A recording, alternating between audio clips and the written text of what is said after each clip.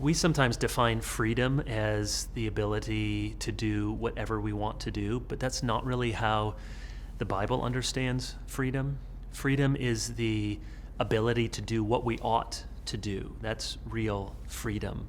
When we hear the story of the Exodus and we know the famous line, let my people go, which is true, but what we forget is that Moses said, let my people go in order that they might go into the wilderness and they might worship me. There was always a telos, an end to it.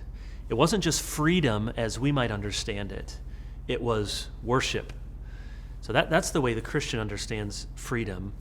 I won't do my Mel Gibson impersonation of freedom at the end of Braveheart. I know I do look a lot like him, but the cry of the Christian is not, first of all, just freedom, meaning to do what I want, but it's that biblical freedom to do what I ought, to go and to worship God. And so the commandments that he gives us are not to make us enslaved, but to keep us free.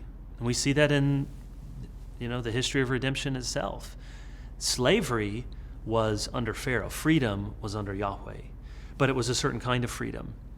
God would speak to the Israelites with the assumption that they were going to serve someone. Isn't that a Bob Dylan song? Everybody's going to serve somebody. And they were going to serve Pharaoh or they were going to serve Yahweh.